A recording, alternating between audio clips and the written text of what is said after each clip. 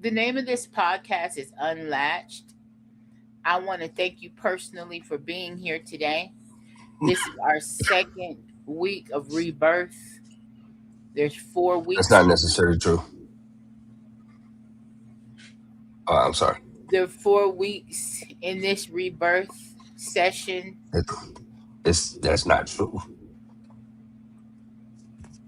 I'm sorry. I'm sorry. The guy who's speaking, if you're not familiar, is the dynamicist, my blood cousin. Not fourth remove, first go round. First He's go round. younger than me. I'm the oldest, the wisest, and here we are. Okay. I want to thank anybody who is here. If you are if you can hear my voice, whether it's present or in the future, I just hope that everything I say permeates. Come on, words. That's this green dot on my desktop, and it's the camera. I'm focused on the camera.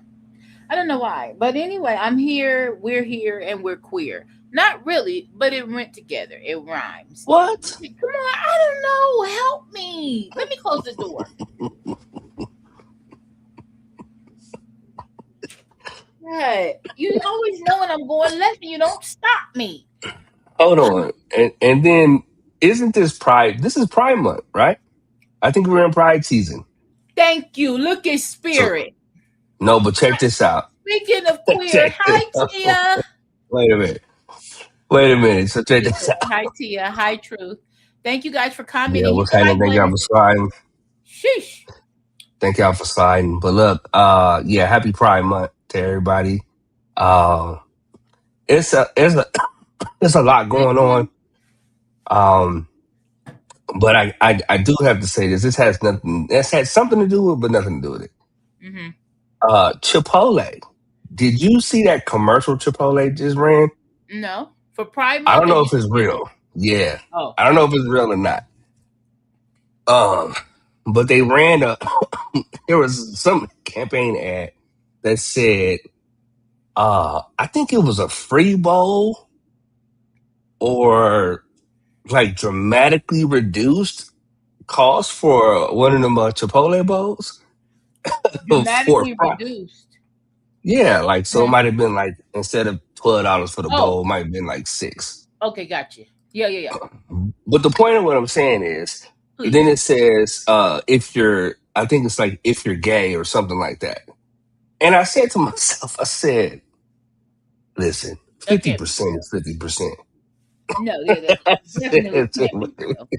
Okay. I don't know, but I said, look, these little AI. I might have to pull up on their ass on that one. 50%. No, so well, just maybe you just have to wear pride colors. No. Or something. There's a video series that's going around right now, and it's got younger people in it. Where a guy he walks up to somebody, he says, "Hey, let me show you a picture." The guy looks at the picture and says, "Hey, do you think he's gay or straight?" Unequivocally, most guys think everybody's gay. And then he'll ask the guy, he says, "Okay, so you take a picture." He says, "Well, what do you think people will say about you?" He said, "Oh, they'll definitely say I'm straight or they'll say I'm gay." So then they'll go to the next person, show that same guy, "Hey, do you think he's gay or straight?" But what's so funny is how many of us, as men in particular, right, just you think everybody's gay. It's like it's the craziest, it's the strangest thing. But I find it humorous because why? Part of it. I'm just kidding. Because there's a no. Is this how this day is gonna go? What is going on? What are you saying? You realize it's so 7:00. Let me turn up. And I'm drinking coffee. Do you really want to do this? No, I don't. Trust me. Anyway, finish this. Hey, Truth. What are you saying? No, I'm not. I do have some straight men Don't. Okay, we're not gonna get Hold off on, of I'm talking the this. truth now. Oh, So no, I'm not, but I do have congestion from my CPAP. Um, Listen, if you use a CPAP, clean that motherfucker regularly, please. Don't be a dumbass. Don't press the issue. Like, oh well, you know what? It's not that big of a deal. Use distilled water. It's not that expensive. Just do the little shit okay. Most that people they probably do. You're clearly the tell one you to do. that doesn't. Okay. So now, okay. So he has a dirty CPAP. Is the answer to your question true? And I it's I caused had one. congestion. So no, he's not physically sick. Thank you, Tia. Damn. Anyway, can we go on? This is going to be a nice show tonight. We're not going to be here all night. We're going to get to the point. The point is, um, and it's the point. We're not sure what the point. The title is "The God of Your Own Reality." So now, there is. Oh my God! Hi, Zion. He- She said hi. Oh, he can't hear me. No, because you guys are on my earpiece. Oh my God! Wait, not true. Talking about mold. I thought that said hold. Hold the mold. Look at Zion. Zion is Dynamics' This is my son. son. He's 4 years Who old. he's 6. Don't do him like that. Oh, he's But he 6. seems to he He was seems to 4 like two the years camera. ago. Right. He likes the He camera, and started swimming lessons, guys. Come on, guys. He's that's learning how because to of. swim. Okay, you Okay, can come on. you can go. He wants to be in the camera. Golly. Wait, you guys, if you think Dynamics talks too much, his son is only 6 and he can go in, okay? He We goes actually, all as the a way matter in. of fact, he needs to be a part of this conversation about the God of your own reality. Okay, anyway, come on. We got to do that. Oh, he's taller than you. Tia, cut it out. Wait, not him being taller. Okay. Dynamics is short. Okay, for those that don't know. Okay, No, let's first go of all, here. I'm not. Okay, you're not short. But First of listen, all, I'm not. we have I'm to not. I'm not focus. even close to being short. Okay, introduction. Okay, look at. I want to share this with you. Okay, listen. Watch this. I'm gonna share something. Here we go. I'm gonna share this, guys. Listen, Jason, for real. Stop. Listen. This is serious. We're gonna understand this. We're gonna talk about this. Okay. I'll do it. If it gets to be too much for you and you can't handle it, let me know. Yeah, we all know that's not true. Okay, here we go. You know, I know. It's not a question of having faith. What is faith? Faith is something you have to have when you're not sure. That's all it's for. When you're not sure, you need faith. But when you know, you know. And it's not a knowledge that can be taught. It's not a knowledge that comes to you from instruction through a book. It's something that develops from within you. It's a feeling within yourself that you know without any doubt. And it's not even something that you can convince anybody else of, because it's something that each and every person has to find for themselves. 1847, Vienna, a hospital where 1 in 5 mothers didn't survive childbirth. Postpartum infection was so common in this era that women were pretending to give birth in the streets rather than in the clinic. And in the middle of it all, a Hungarian physician named Ignaz Semmelweis couldn't stop asking a simple question. Why? Why were these Austrian women literally begging on their knees not to be admitted to the clinic? Back then, it was common for physicians to walk straight from the autopsy room right into the delivery ward, and Semmelweis connected the dots. After meticulous research, he proposed just one simple change. Wash your hands before touching a patient. With these new measures, the mortality rate during birth at his clinic dropped from 18% down to less than 2%. After publishing his findings, the establishment looked at this great man, looked at the results that he found, looked at the lives that he saved, and told him that he was out of his damn mind. The suggestion that their hands might be covered in germs sounded like science fiction at the time, and that was an insult to their status, so they mocked him for his work. Trying to prove his findings correct led him to a nervous breakdown, and by 1867, Semmelweis was committed to an asylum ward where he tragically spent the last of his days. Years later, germ theory was confirmed to indeed be true. And we all live according to this man's truth. This man's discoveries almost 2 centuries ago. Now, you're receiving this story from me with a very specific purpose. You have been in a similar position in your life by now, haven't you? You have known something, felt it in your bones, or seen it in your imagination, and watched people around you look at you like you were losing your mind when you expressed yourself about it. You've carried a vision of how your life should play out that no Dynamesis. Yep, That I'm was here. you. That was you. That not just you, but that's what I thought of when I saw that. When you decided to walk away from your corporate job. Mm-hmm. Okay. But I mean this is a lot of us. But that came to my thought. one wanted to validate or co-sign or even give you permission to receive. And at some point, the weight of all of that, the weight of that burden starts to feel like maybe, just maybe, you're wrong. Wrong about manifestation, wrong about the law of attraction, wrong about you being the God of your very own reality. But you aren't wrong, and you're not the first or the last person to walk the path of knowing something the world isn't ready to accept.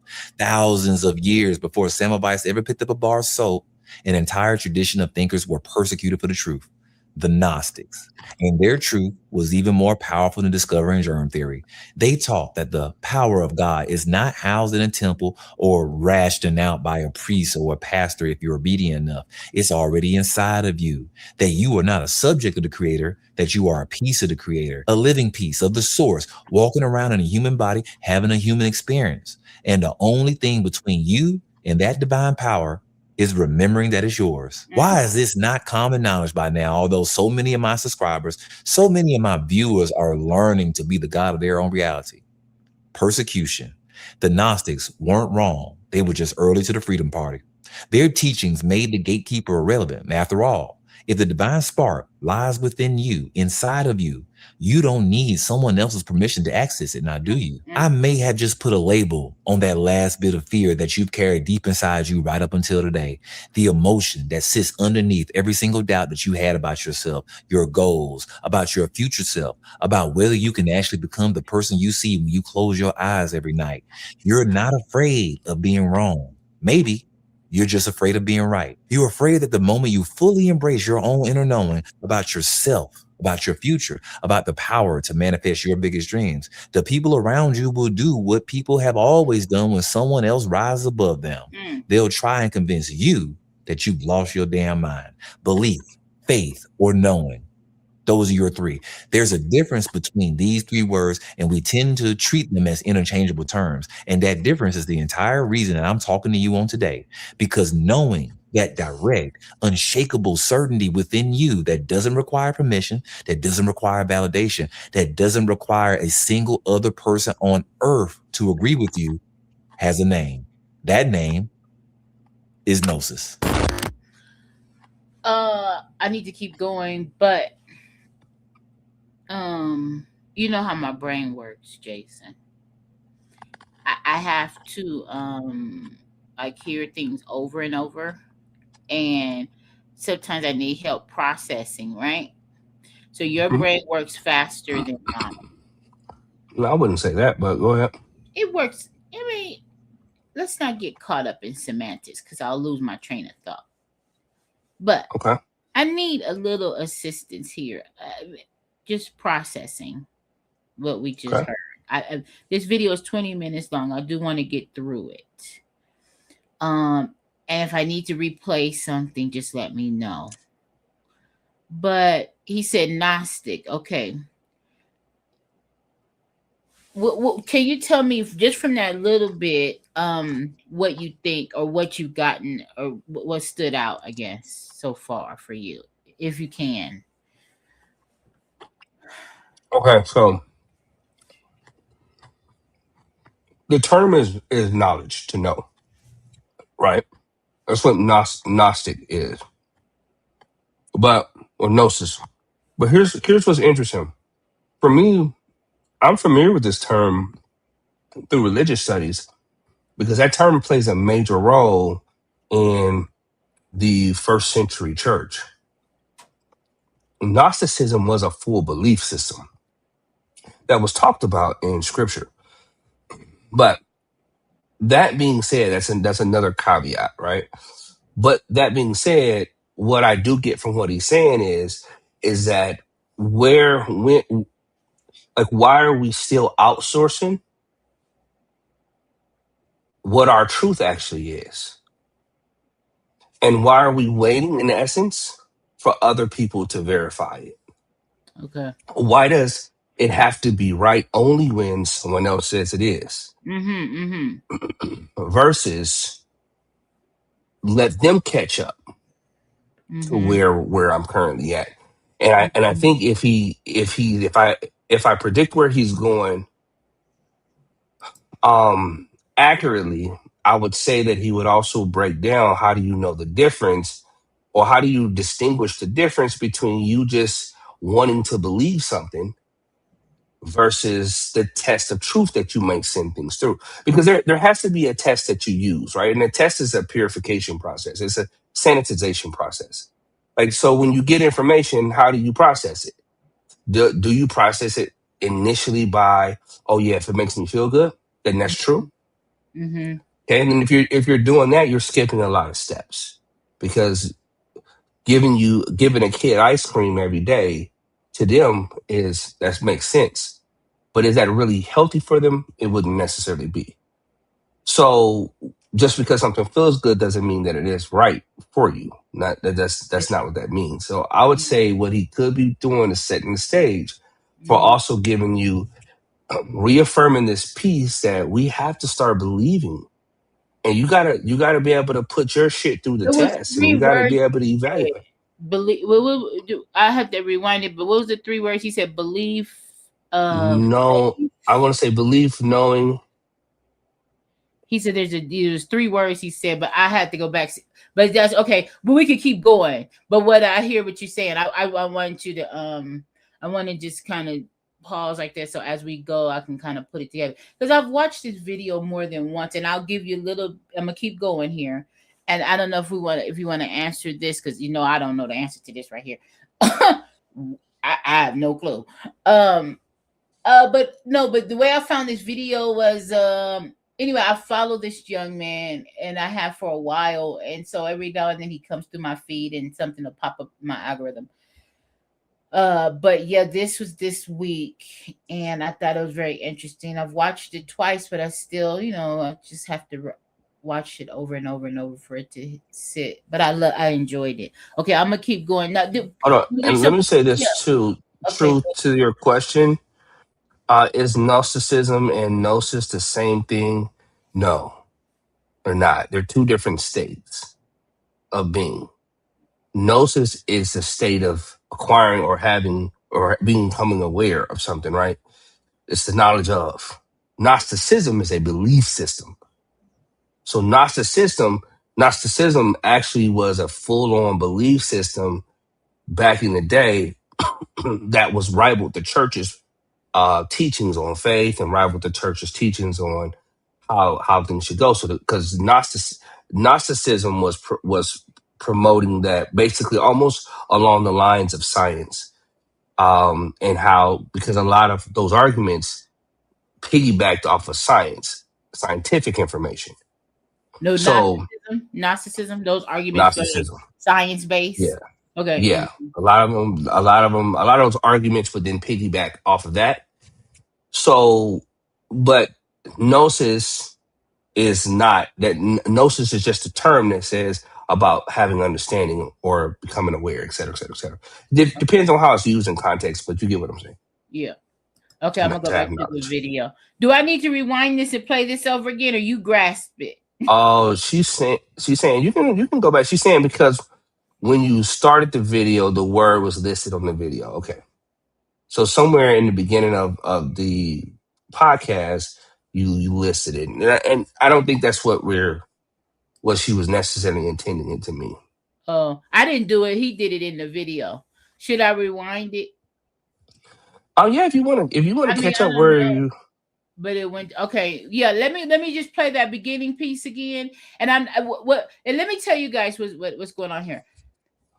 Listen, this is a conversation for me, and I'm conversing, period, with dynamicists, and you guys, in an attempt to learn and to grow and to process information that I find very helpful for myself, and I think that it would be helpful for someone else. And it's just a conversation. So again, I'll say that my brain processes things, slower, and it just takes me a minute. So repeating things and repetition helps. So I am gonna go back because I've gotten Jason. Helps.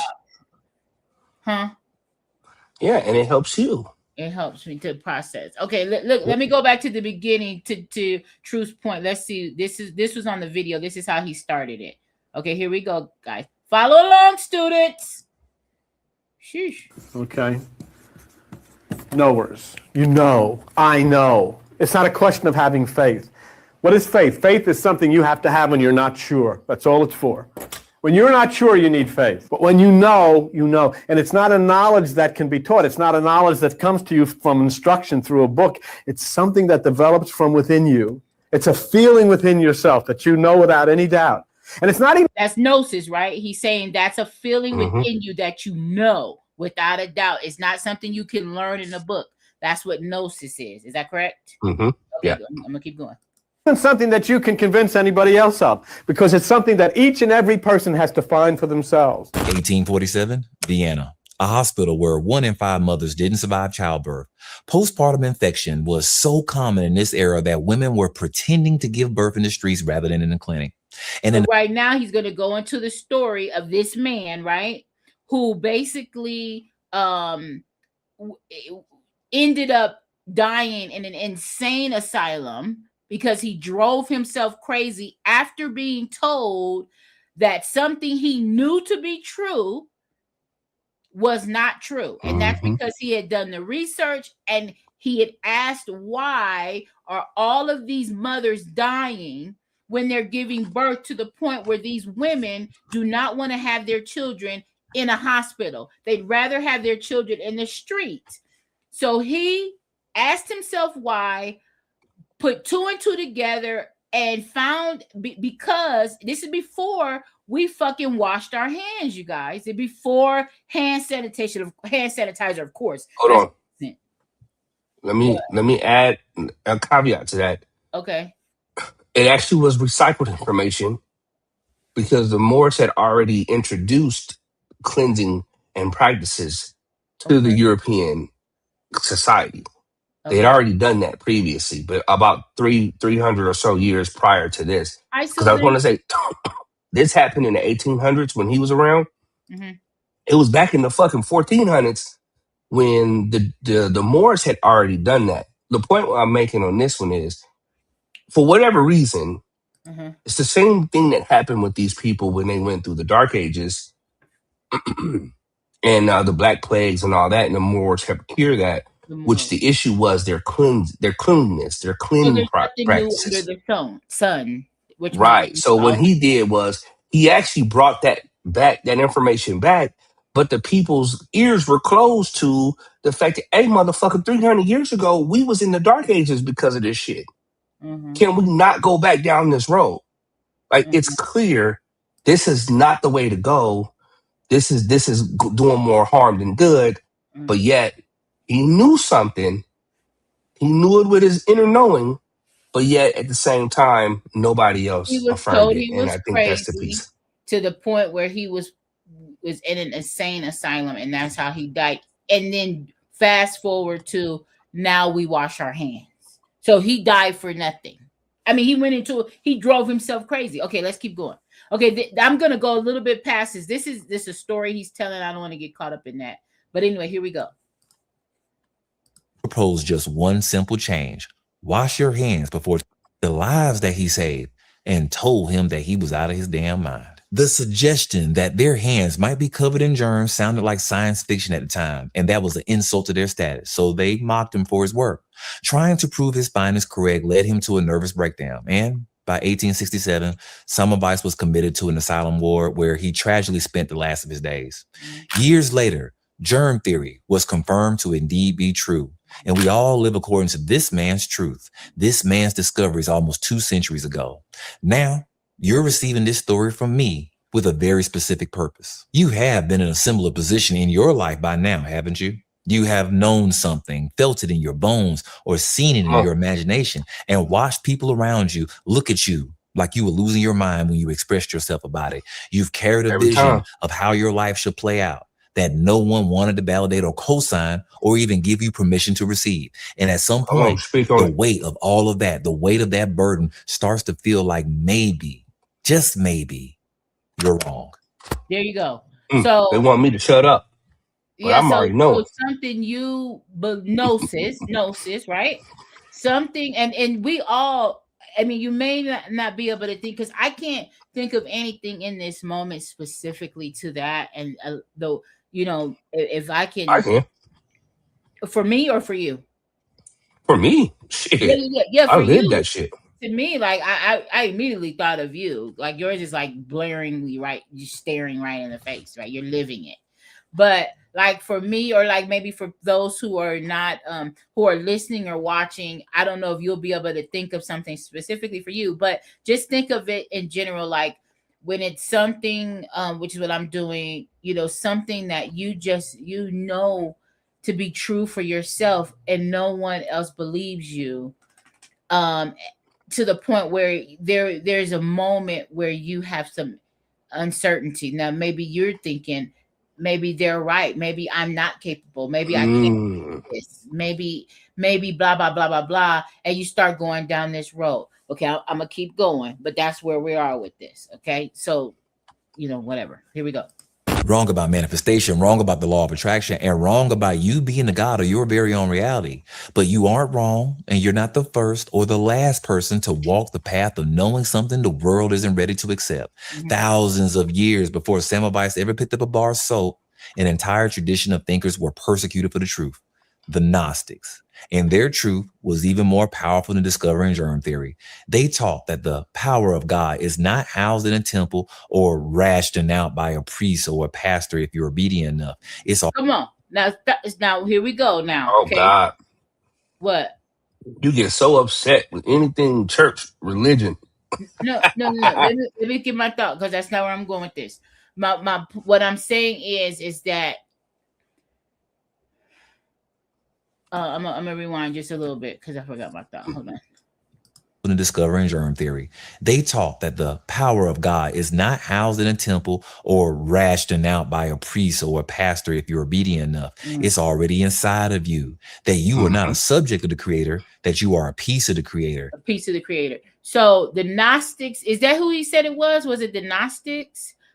But it was a group of people, he just said, that were saying this many, many years ago, that God is not in a building. And I feel like all of us should know this by now. Like this should be common knowledge. It's not about religion. This is very important. This is one of the reasons why I find it so easy to follow him, is because he doesn't dismiss your beliefs. It's a building block. And so when we're listening, I just need us all to keep an open mind. And I really do believe that once we stop making God some type of entity outside of ourselves and in the sky somewhere, I feel like that's where it all starts. And he has a whole video about praying. I mean, the shit, I just love it. Like, it's like, do you really know how to pray? Like, what are you doing? Like, what's going on? Who are you praying to? What is this? What's happening here? But anyway, I'm gonna keep going. But I don't know if you want to add anything to that. But he's saying that this is, this was again a belief system. We're going back to knowing, a lot of people have known a lot of things and been dismissed. And you could be one of them. Your ideas and what you believe to be true, people will easily dismiss them. I mean, and I think, Jason, that's why it's important too to keep your circle small and not tell everybody your motherfucking business. Okay, I don't know. Just because they're quick to dismiss you and fuck you over, And if you're weak minded, you may not be able to take it. I don't know. Do you want to add anything to that? There's so much to add that could be added, but no, Okay. let's continue because we'll go Okay. down I a couple know. different I roads on that. know. We're only 3 minutes in. Okay, here we go. I'm gonna stop pausing. A living piece of the source, walking around in a human body, having a human experience. And the only thing between you and that divine power is remembering that it's yours. Why is this not common knowledge by now? Although so many of my subscribers, so many of my viewers are learning to be the God of their own reality. Persecution. The Gnostics weren't wrong. They were just early to the Freedom Party. Their teachings made the gatekeeper irrelevant. After all, if the divine spark lies within you, inside of you, you don't need someone else's permission to access it, now do you? I may have just put a label on that last bit of fear that you've carried deep inside you right up until today. The emotion that sits underneath every single doubt that you had about yourself, your goals, about your future self, about whether you can actually become the person you see when you close your eyes every night. You're not afraid of being wrong. Maybe you're just afraid of being right. You're afraid that the moment you fully embrace your own inner knowing about yourself, about your future, about the power to manifest your biggest dreams, the people around you will do what people have always done when someone else rises above them. They'll try and convince you that you've lost your damn mind. Belief, faith, or knowing. Those are your three. There's a difference between these three words, and we tend to treat them as interchangeable terms. And that difference is the entire reason that I'm talking to you on today, because knowing that direct, unshakable certainty within you that doesn't require permission, that doesn't require validation, that doesn't require a single other person on earth to agree with you has a name. That name is Gnosis. You don't need nobody else. Do you now believe in God? Now, difficult to answer. I know. I don't need to believe. I know. I know. I don't need. Gnosis is the Greek word for knowledge, but not the kind that you get from a textbook or a TED Talk or someone else's interpretation on what your life is supposed to be. Gnosis is intuitive, it's direct, it's experiential insight. The kind of knowing that doesn't need to win an argument because it never argues in the first place. Right. A Gnostic is a knower, not a believer. And that distinction changes everything about A Gnostic is a knower, not a believer. Okay, let me let that sink in. Okay, you guys, I'm so sorry. A Gnostic is a knower, not a believer. Okay. I want to be a Gnostic. Okay, here we go. Journey of identity shifting. Gnosticism has always been a powerful movement, but its ethos isn't about transforming the outside world, but instead about transforming your mind, and then the world will follow. Sounds familiar, doesn't it? That's what you've been cultivating in private as a master manifester. Am I right or am I correct? That's what these laws of attraction are based around, changing your mind about who you are and what you're supposed to receive. Because within you is everything you need: thought, feeling, and action. Everything required to deliver to you and your family, everything that God has, because you originate from that same source. It's all built into the journey to become the God of your own reality. But God does not dwell in a temple built with human hands. That's much more than a metaphor. It's a mechanism. And the word for that mechanism is Gnosis. Christianity has Gnosticism. Judaism has the Kabbalah. Islam has Sufism. 3 different doors to a room that can't be confined within walls. And that room has always revealed the same truth. The power to create your own reality is already inside of you. Many of my clients ask me if embracing their inner divinity goes against their faith system or the religion they inherited from their family. If you practice a faith, any faith, this is not an attempt to introduce another religion to you. What I'm offering you isn't a contradiction of what you already believe, but the essence of it. Every major religion, every single one, has a public face and a hidden one. The sermons, the rituals, the rules, that's the exoteric, the part everyone sees. But underneath it all, there's an esoteric layer, a deeper teaching reserved for those willing to go beyond the surface. Now, if you committed yourself to any identity work before you tapped onto this video, if you followed other creators, read the books, and spammed all the techniques just to end up with mediocre results, what you were taught wasn't wrong. It was just incomplete. If you receive guidance from someone in the past who doesn't understand the full mechanism, their teachings aren't flawed. They're just partial. And partial instruction on something this powerful is the reason why manifesting a new identity feels like a losing battle. Because the sacred rule is always in action. You cannot change the world on the outside until you change the world on the inside. That's not just a slogan. That's gnosis applied to your daily life. And the reason you're doing all of this manifestation work, all of this identity work, the reason you can't let it go, even when it feels like nothing is moving, is because through your desires, you are remembering who you are. Your desires are not distractions. So moving forward, think of them as directions. Think of your desires as direction. Wait, I need to rewind that. Yeah, that's good. Okay, what is he saying? What is he saying? I just want to know everything. I just want to know this. I want to be a Gnostic. Okay, Jason, I don't know. What am I missing? What's going on here? What am I not getting? Well, what am I missing something? What are you getting from this? What is he saying?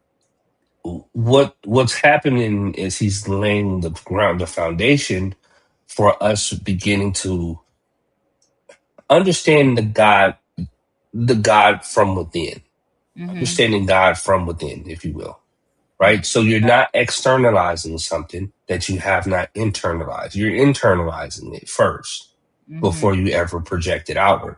The difference in thought process and approach with this is that most people are waiting for things to be affirmed on the outside. Okay. They're waiting for other people to tell them it's right, waiting for other things to show, hey, this is good. So when he was saying on that piece about your desires, here's what's interesting. Yesterday we were talking about dance, right? Talking about what? Dance. Dance. Yeah. And you were looking at a video and got geeked up about the possibilities. Could see yourself doing it possibly the whole 9 yards, right? And what I said to you at that moment was, I said, what's interesting is that this was always in you.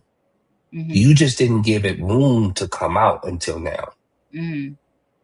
So a lot of the things that that you specifically are starting to walk into, they're not new things. They're things that have always been there.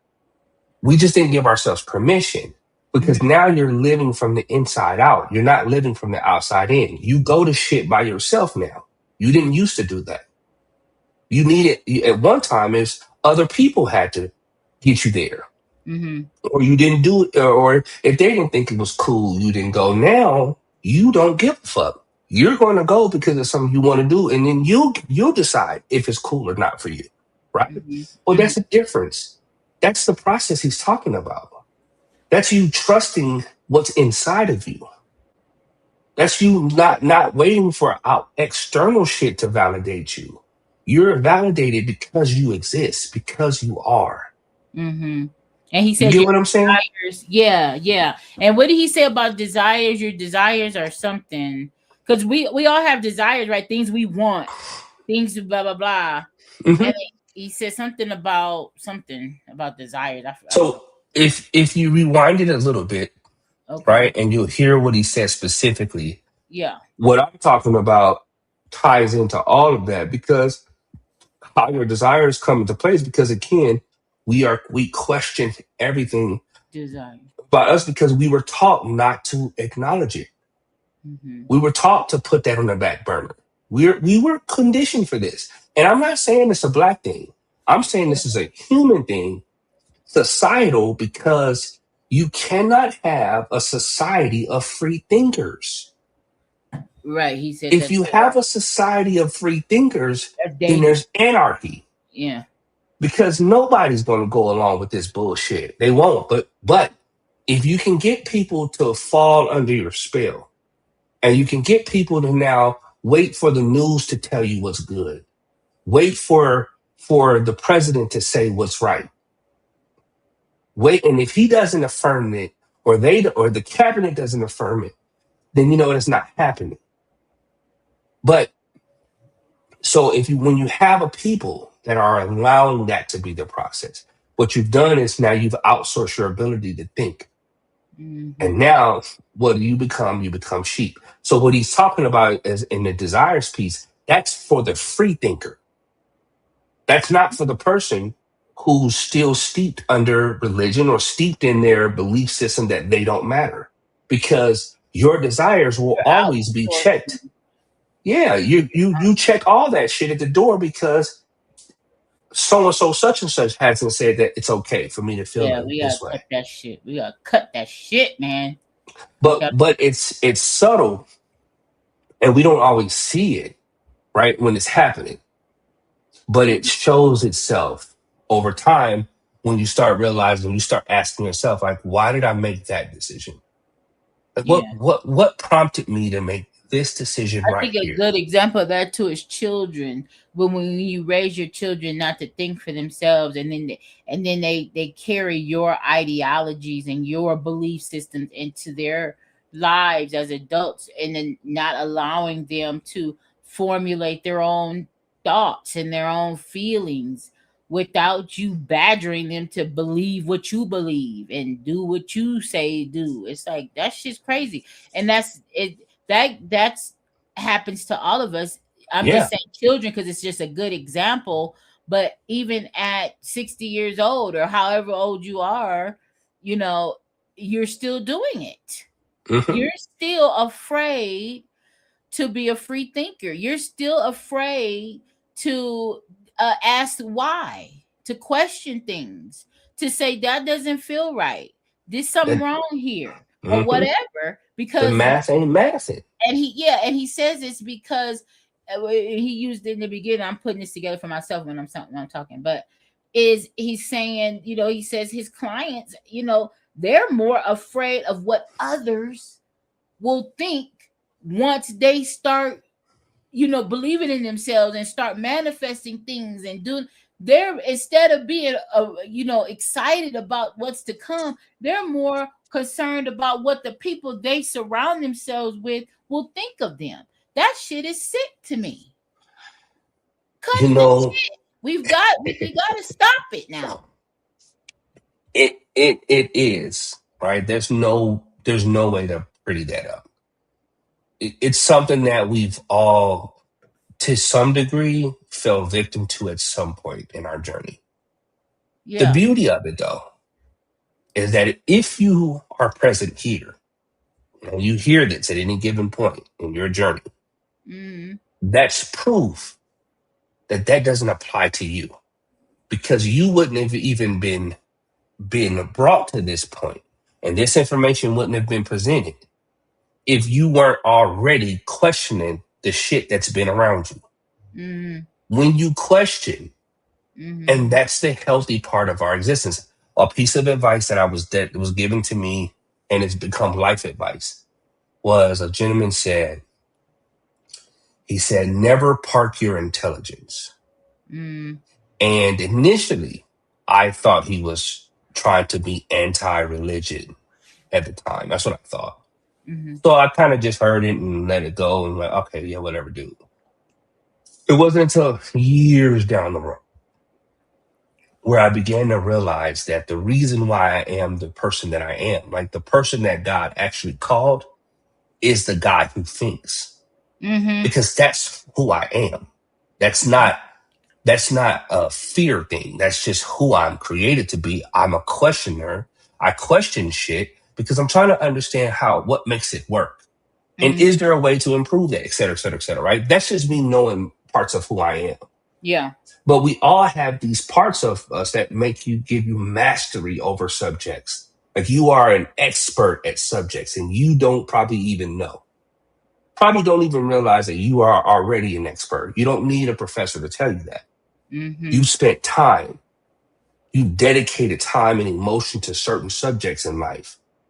And again, when you allow yourself to go through the process and you filter your shit, right, and allow it to be filtered openly, then what you do is you'll get a distilled version that's actually more, I would say salient, but that just makes sense. Pure. It bites harder. Huh? Pure. Yeah. Very much so, because ego gets removed out of it. Because again, we get attached to our egos, get attached to our belief systems, stuff like that. So you got to get beyond that part, because that's the early part. That's where most Christians get at. And people who get really involved in religion, they're at that first stage because now they're getting attached to something, right? And then it becomes this is their life. There's a stage beyond that, though. Yeah. It's because when you get beyond that stage, you grow beyond that stage. You're not tied to anything like that. You're not tied to any belief system because what you realize is I could always be wrong, one, and number two, it could always be different. It could legitimately be different. It doesn't have to be the way that I think it actually is. It doesn't have to be like that. So I'm always open to the possibility that, hey, this belief system could be disproven. I'm open for that discussion. Yeah. So I told Zion, and I say this, and we can get back to playing the video. I told him today, he was asking me a question, and he made a statement. And I said, well, son, I said, that's one way to look at it. I said, another possibility could be X, Y, and Z. And I listed a few other things. And he sat there. And you've heard him do it. He's like, okay. And then he moves on to whatever he's doing. Right. But what I was doing in that moment was, I'm not telling you something to shape your reality. I'm letting you know that your thought process is coming up with something. Oh, yeah, you can work with that. Oh, yeah, that's one way to look at it. Here's something else. So I'm not telling you to throw away your thought process and only focus on what daddy says. No, that's not important. I want you to use these wheels and turn them. And then you're coming up with conclusions yourself. So again, that's just like that. That's that work in process, if you will. Yeah. Okay, I'm going to hit play on that. Yeah, I feel you on that. Becoming your future self has felt a lot harder than the influencers made it out to be. It's because you've been taught by people who don't know. Yes, your parents, your friends, your family, and your teachers. People who never stopped to think, or worse, weren't allowed to think, or allowed to question what they themselves were taught. And there's no judgment in any of that, no judgment at all, because there is something beautiful about that chaos. Since you ended up here with me anyway, there's a difference between someone handing you a partial map and someone showing you the full terrain from a bird's eye view. So let me show you that new terrain. When you know something is right, despite what society believes, when you desire to manifest something and there's no confirmation, no signs, no validation, no evidence anywhere around you that it can be done, belief is not going to be enough, my friend. Belief can be argued with. Belief can be negotiated with. Belief can be shaken. Belief leaves a question mark somewhere at the back of your mind. You don't need belief moving through timelines. You need knowing. You should know that you are destined for more the same way you know what your name is. Nobody has to convince you that water is wet, that the sky is blue. There's no argument. There's no debate. And that's where the real difference presents itself. Human beings argue with belief and even go to war over it. But you can't argue with knowing. You know that sugar is sweet. You know that the sun rises in the east and it sets in the west. You know that a good cup of coffee from the best roasters in West Midtown is a slice of heaven every single morning. Yes, it is. The goal is to achieve that same level of knowing with the identity that you already decided on. Nobody handed you a case study to confirm those things, right? You just know. You know that you can. You know that you will. And once that locks in, this manifestation game stops being something you're trying to do and becomes something you're watching happen. With this energy I'm giving you, use it as fuel to stop arguing with your old identity over whether your desires can manifest. Stop negotiating with the version of yourself that was never supposed to be in the new timeline with you anyway. That version's identity is rooted in fear, and there's a name in psychology for that specific version of it. It's called the Cassandra complex. It describes a pattern where valid, accurate predictions about the future are ignored or disbelieved. The person seeing clearly is treated as the person that's losing their grip on reality, the pariah. And the name comes from a Greek myth that could be mistaken for some of the chapters in your own life story if you squint hard enough. In Greek mythology, Cassandra was a Trojan priestess blessed by the sun god Apollo with the gift of prophecy, the ability to see the future with perfect accuracy. When she projected his sexual advances, he cursed her. The curse wasn't that she lose her precious gifts, but that no one would ever believe her once she used them. She warned the city of Troy about the Trojan horse before it happened. She told him exactly what would happen, and no one listened until the city fell. And Cassandra was there to watch it all burn down to the ground. That myth has lived for thousands of years because it describes something that every single person with a vision has already felt before. The fear underneath all of it is not the fear of just being wrong. It's the fear of being right, but too early. It's the fear of not being believed despite the knowing, despite the truth of your power and your purpose. If I had $1 for every client that expressed the fear that their loved ones didn't believe them or wouldn't believe them in their manifestation power, in their identity shift, I'd be on the Forbes Riches list by now. Most of my clients don't come to me afraid that they're delusional. They come to me afraid that no one around them will take their vision seriously.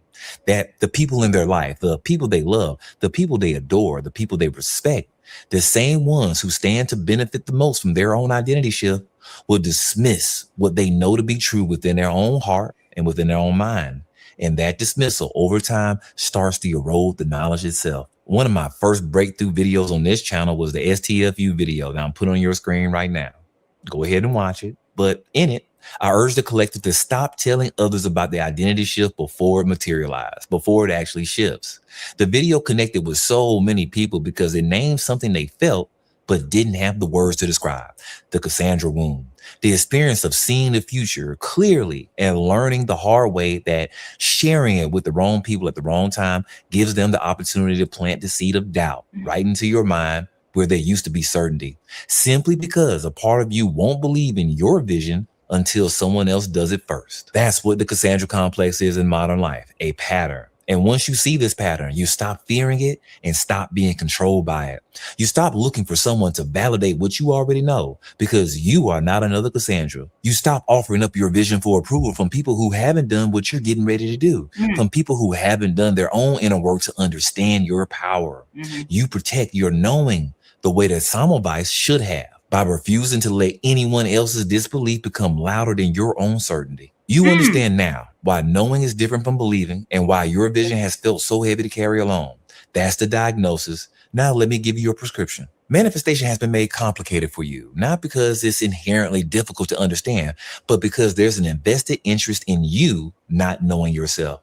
There are... Oh, that's what you said, right, Jason? There's a vested interest in you not knowing yourself. The collective wants it that way. Hello? On me. Oh, there you go. Oh, okay. I'm saying, yeah, absolutely. Oh, okay. Mm-hmm. I couldn't. I thought you disappeared. Because I'm looking at the big screen, so I can't see you over there. Hi, Cool Games. Okay, yeah. So that's what you were saying. Okay, I'm gonna hit play. Systems, institutions, interpreters whose entire business model depends on you needing their permission to receive your own desires. Come on. The moment that you realize that the power already lives inside of you, that gnosis is already yours, that has always been yours, those systems lose their grip on your life. And systems don't let go of power gracefully.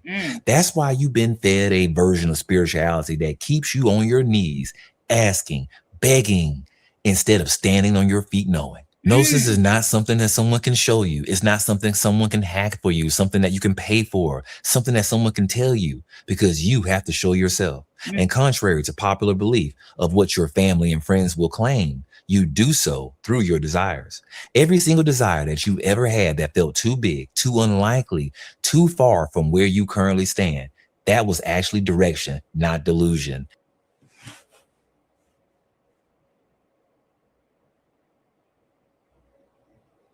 Direction, not delusion. Your desire is direction, not delusion. And it is so sad to me that we spend our life here on earth with desires and we smother them, with stupid shit and things that we were taught, and we put ourselves and we put others in these boxes, and then we choose to live in these boxes and to stay in these boxes. And yes, it is a choice. It is a choice that we all are making. And some people are able to get out of that before they leave this experience here on earth. they're able to maneuver out of that box and live their life the way they desire. And I think that part is resonating with me because your desire isn't my desire. My desire Mm-hmm. isn't your desire. And we have to get away from just because you like something or just because you think something's good or something works for you. Do not for 1 second think that that is someone else's reality. That's your truth. That is your shit. I don't believe somebody else may not think that. That's not their truth. Why the fuck do I have to think like you? Why the fuck do I have to believe what you believe? I want you to leave me the fuck alone. You do you, and I do me. And if you can't respect that, guess what happens next? When it comes to me, you get dismissed. I don't give a fuck who you are because life is too short. But guess what? You're dismissed in love, period. Because I don't want to live according to your truth. And so, and I'm going to use you for an example, Jason. Fuck you. No, I'm just kidding. That's not the example. That's not the example. No, No, go ahead. no, the example is that when you decided to walk away from your corporate America, and the reason I bring this up is because this is a very good example. It's blatant, it's right in front of us. Okay. That was not a popular decision. I don't give a fuck who knew who did it just was not going to be popular by nobody's opinion other than your own. At There's all. no way that anyone, including myself, thought that was a good idea. Okay? No. The thing is that where the respect comes in is that we have to allow, or we should, and if you have people in your circle that don't allow you to live in your truth, whatever that is, then they don't need to be in your circle. Because it's one thing for someone to have an opinion on something or whatever. They can say whatever they want, but they shouldn't impede on you and your vision and what you believe in yourself. They should encourage within reason. I'm saying I do feel like when you have a support system around you, they're gonna keep it a buck too. There's a fine line between co-signing your bullshit and also allowing you to live in your truth. And I have to have people around me that I could trust to do both. And know how to do both when it comes to me. And so I try to be that to the people that are in my circle too. It's like, I'd be like, oh, damn, I may say, well, Jason, did you think about this? Or how are you going to do this? Or did you think, because guess what? I have all of these fears. I have all of these fears that are my own fears, and I'm pushing them off on you. Do you see what I'm saying? Perfectly. Maybe not consciously. It could be subconscious, and it could dress up to look like because I love you and I'm worried about you. Yeah. That I want to stifle you from growing, and I want you to stay in this box with me because I'm too afraid to go out the box. So please don't go out the box, because if you go out the box, you might leave me in the box, and you might be happy, and I'm in the box miserable. Get me out the box. Yeah, there's that. There's that. You brought up some really great points though. Is that it's navigating that fine line, right? Where you don't co-sign people's bullshit, because then all you're doing is coddling people. But then you also don't overstep, and then you want to now take control over their situation. And that's whether it's good or bad, and then controlling outcomes, whether good or bad. The one thing I think, though, that I love about this process, and even when you said that, I hadn't thought about this until now, was even with that decision 2 years ago, you weren't You never once said, "Oh yeah, I think that's just a great idea." He was like, there was never any, "Oh yeah, heck, go for it. Good for you. Whatever you decide." It was never that. It was genuine. It was, man. Well, you know what? I I can't do that. But if you feel like that, then hey, run it. You know. And you've always been supportive in that light, and we've talked and did everything else that we do. But you navigated that space very well because I can't think of anybody who, if they would have stayed in my ear about some bullshit that I'm already knowing, like for real, this is the direction I got to go in. Yeah, I would have had to remove that voice. Mm-hmm. I would have had to limit that voice's impact because what you're doing now is now you're causing me to have to fight with your voice when I have to deal with all these other ones. Mm-hmm. Right? And I have to deal with my own fears. I have to deal with my own insecurities, my own inadequacies. Mm-hmm. Right? So all of those things now And are I don't have being room put. for doubt. I don't have the I space don't. for Yeah. doubt. Yeah. It's I have enough of it already. Uh-huh. Right? Right. I don't need anyone else to add to that. Right? To add Right. to that number. Mm. Um, but fortunately, and again, I've had some. I haven't had to do that with anybody, fortunately, because my circle's pretty compact. But at the end of the day, yeah, Compared. I'm definitely I'm definitely one of those type that would have, and I advocate that. Even if it's me, like I tell my daughter the same thing. Like, look, hey, I don't agree with a lot of shit. What I'm not going to do is I'm not going to constantly make you live in that in my absence of belief of something. Right. Yeah, yeah. It's not No, fair. I'm not. It's not fair. Same with my son. It's like he'll do shit, and I'm like, the fuck is you doing? And my husband and I may sit over here and be like, what the fuck? But guess what? We're not in his ear with the bullshit. You see what I'm saying? We're Mm-hmm. not in his ear with our fears on his life. And I'll have to tell my husband that too. Because my husband, if you let him in your ear, he gonna let you know what to think. But this is the thing is that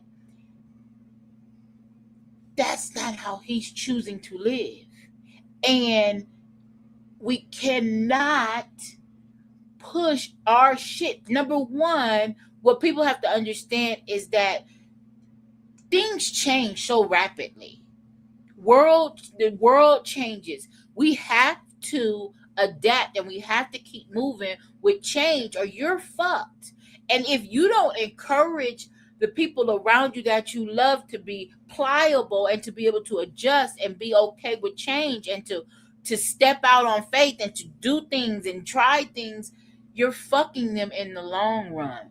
They'll never be able Mm. to. They can't. But especially when someone looks up to you, and I'm thinking about children here, but this could be anybody. This could be of anybody. I don't care who it is. If you have a position of I don't want to say power, but you have a position Of influence. of influence, anybody over anyone, you need to coddle that and tread lightly because that is a gift that you have. And so you need to cherish it because it's very, very powerful. And I just feel like when you have influence, the way to allow people, you got to love them and allow them to be themselves. Love them enough to let them be free to be who they are.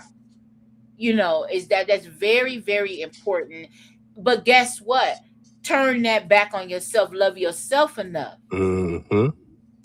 right? We got to love Mm-hmm. ourselves enough to do the same for ourselves. Don't be so hard on ourselves. You guys say that all the time to me, like show yourself some grace.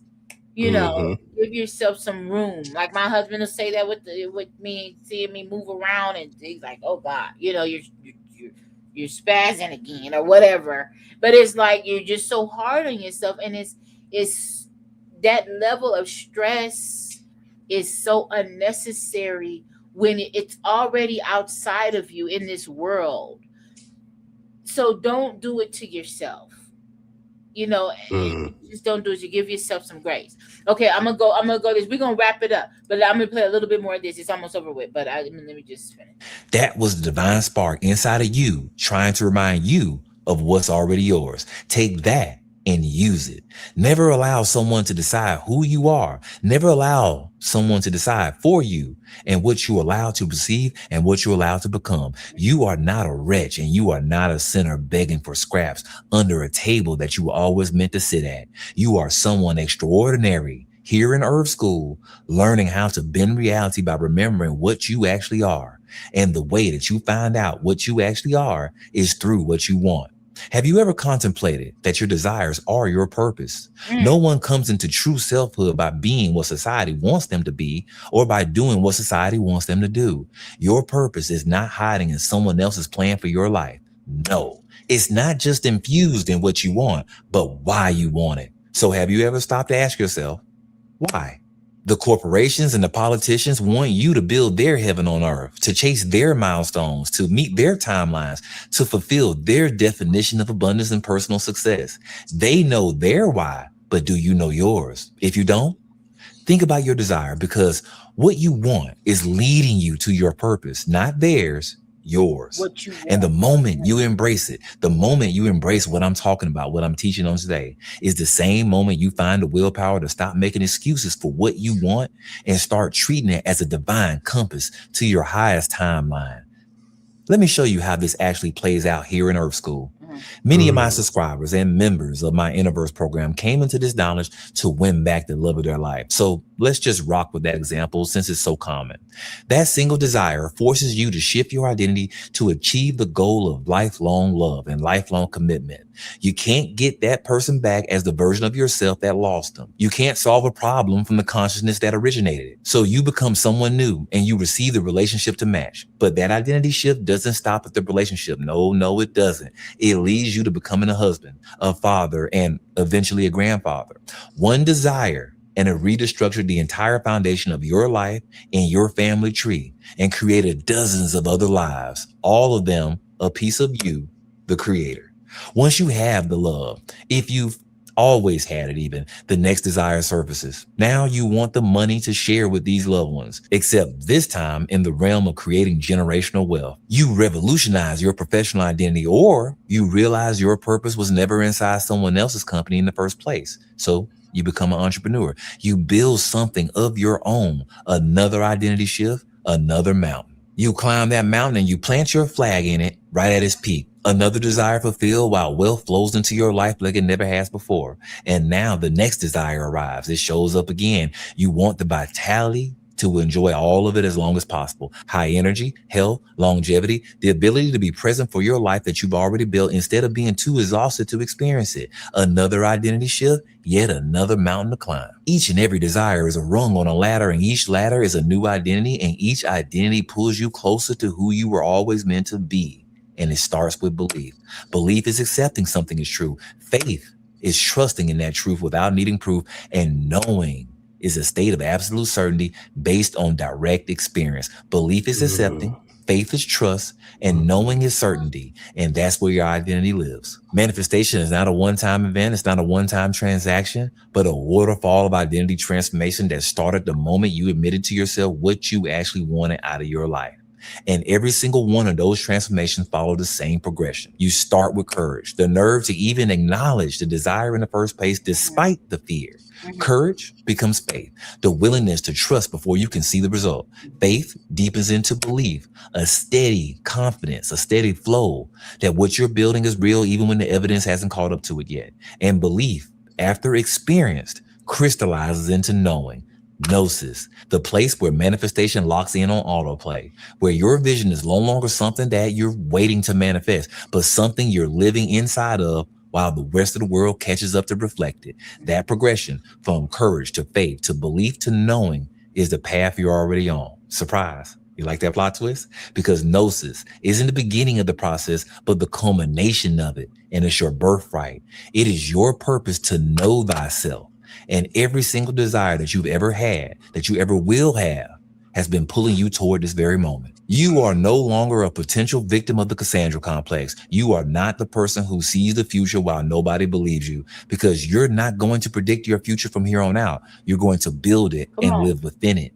And here's the beauty of all of this, of how this makes our shared reality even better. Simply by getting the things you want out of life the right way, it spreads. The joy and the peace that you're going to carry around all day, every day, when you're living in alignment with who you actually are, is infectious to the people around you. Your friends see it. Your children see it. Your partner feels it. The people in your life who never understood your vision start to witness the result of it. Getting what you want out of life the right way exposes the possibility of heaven on earth for everyone who enters into your frequency. And in that way, your manifestation doesn't just change your life, it makes the world a better place for everyone in it. Now, isn't that even more reason to persist in your assumptions? So be agnostic about your desires and shifting into the identity required to receive them. Don't show the world what you believe. Show us what you know. Be relentless about your desires. There's a God within you waiting to be activated. You've been conditioned for fear of being wrong, fear of being right but too early, fear of standing in a room full of people and being the only one who knows what's coming. But fear is just the price of admission to a life that most people are too complacent to pursue. Move forward in your life with this. Know thyself. That's the word. That's the way. If this episode hit home. And then he hit us with the ancient Kemetic sayings. Know thyself. Nothing's new under the sun. Because and the thing about it is that there's truth in all of this shit. Like there's that's why I've always said it's like it all comes down to universal truths and laws. It's just a matter of how it's presented and how you learn it, how it's presented to you. But at the end of the day, yes, I could watch that like over and over, like because it takes me forever to get it. But I mean, I just thought it would be a good video to talk about because I just felt like it's empowering. And a lot of times we have to be reminded. So if you don't already know, you have to be reminded that anything that you desire or want is already there. But you have to activate it. And fear stops us from doing so much shit. But and I've heard you say something similar too, like right beyond the fear is what you're looking for. It's right beyond that. Yes. If you can get past the fear, that's the hard part. But I really feel like for me personally, it is keeping the right people around me and the right resources and honing in. Because I don't know everything that I at this moment. I'm sure it's in me somewhere, but like I have an idea and I know what like what I want my life to look like. And there's so much growth that needs to happen. But I just encourage you everyone to reevaluate and to constantly evaluate, not just one time, but the people you choose to have around you. And don't suck everybody dry, please. Like, don't suck people dry around you because I just feel like, if you drain those around you, you have to add value. I'm saying you can't just take. I need, whether it's emotionally, financially, mentally, whatever, physically, and you're just draining those around you. They won't be able to stay. They can't stay. What value are you adding to the people around you? Like, what are you pouring in to the people that are supporting you? Man, that there's a lot in that. And I know it sounds most people don't like the idea of thinking that, it's actually me, right? I'm the one that's doing that actually Oh, has this issue, okay. or whatever the case may be, or I'm the problem. Right. It's hard for us to really acknowledge that, right? As humans, and we really, because we know that we mean well in whatever it is. I I think a part of though what you're saying though is, and I think there's fear there too, right? And once you get past that point of fear, you get past that point where you can now open yourself up to the world of possibility. And the world of possibility says that I'm not always right, nor do I have to be. I don't always have to be right. I don't always have to know, Mm-hmm. right? There's a world out here. And there are things that sometimes I'm just fortunate enough to be aware and open and listening for the answers to be given. The answers to the test, the answers to the circumstance, the answers to, how I should move, when do I move, et cetera, et cetera, et cetera. Right? Because I think we put too much emphasis on having to have it all in this one moment. And why I say that in light of what you're talking about is that if you let that shit go, like, it's okay. It's okay to make a mistake. It's okay to miss it here. It's not the end of the world. It's really not. That's actually the beginning of learning, when we make mistakes and we can acknowledge that a mistake was made. I can acknowledge that I'm not the greatest friend. I can acknowledge that. I don't call my friends that often. I don't even check on them. I think about them. I pray for the niggas. Right. I mention them well in moments because their name may run across my mind, and I send nothing but positive energy. But do I physically let them know that all the time? No, I don't. Mm-hmm. And so some of them can be to the point, maybe they may feel empowered enough one day to say, hey, I wish you would call more. And then we can have that conversation. Mm-hmm. But I'm open to the fact that, man, Hey, I'm not the Chris. best motherfucker in the world. Nor do I have to be, nor am I trying or aiming to be. I want to be the best version of me, the most authentic version of me, the one that reflects the growth, the transition, the one that reflects the God space that I'm in, and the God space that I'm moving and growing within. That's the one that's what I'm more focused on anyway. Mm-hmm. So letting go a lot of those small things, man, is the things I think really will help us out greatly.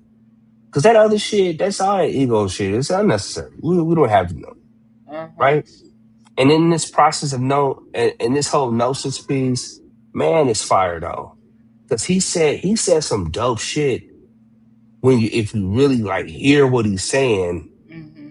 and peel back the layer, Mm-hmm. when you consider that for a lot of us, we have a lot of things in us. My dad used to say this. He used to say this statement. He said, son, the grave is the richest place on this earth. He said, because so many ideas, inventions, things never saw the light of day because someone didn't believe enough in it to just try it. Mm-hmm. He told me that as a kid. Well, that stayed in my mind to the point where there's so many things where I'm using that to buffer this fear conversation. I'm not gonna leave here full. I want to leave here empty. Mm-hmm. Every idea, every thought, all these inventions, these things to improve. Like, why not put emphasis or effort behind it and just see? Mm-hmm. Why are you becoming your own worst enemy? Yeah. Oh, we do Like, that. we do it. We do it so fucking easily. Mm-hmm. Matter of fact, we're quicker to become our own worst enemy than to be our own greatest cheerleader. And Yeah. why in the fuck is that the No, that's case? very true. That's very true. Because those that could have been put on you. You know, it's Yeah, something that conditioning. your conditioning. That was on you. But anyway, Mm-hmm. well, it's been real. I enjoyed our conversation tonight. I hope just What's good, watch Grizz? replay, you guys, and I hope you got something out of it. If follow this guy's channel, just look. I mean, or don't follow it. I don't care what you do. The whole point is, I hope somebody got something out of it. I know I enjoyed the conversation, and we could all walk away with something, something positive. Mm-hmm. Absolutely. Well, thank you for showing up, Dynamics. No, I'm just kidding. So look, we said we were gonna come and we're gonna be consistent with this podcast stuff for 4 weeks straight. This is week number 2, and we're gonna see if we're gonna keep it up. So far so good, right? So we'll be here next Wednesday.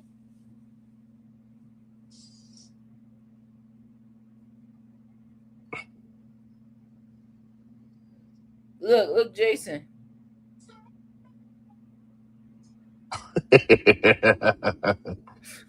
Who's that finesse 2 times? Right. Cereal, no milk. No way. Noodles, no packet. Oh, I love it. Chris, thank you for sliding. I appreciate it. Yeah, thanks, so Chris. Thanks, Susan. Yep. We had a good. Yeah, thanks, thank you, Tia. Susan, Tia, everybody for coming. Appreciate y'all for sliding. Thanks, Truth. Good looking out. Yes, we love y'all. And cool games. Appreciate you too, man. So it's always a pleasure, man. Let's stay locked in. Yeah. And we'll see you next week again. Yeah. Right? Yeah. Yep. Let's rock. All right, y'all. Peace out.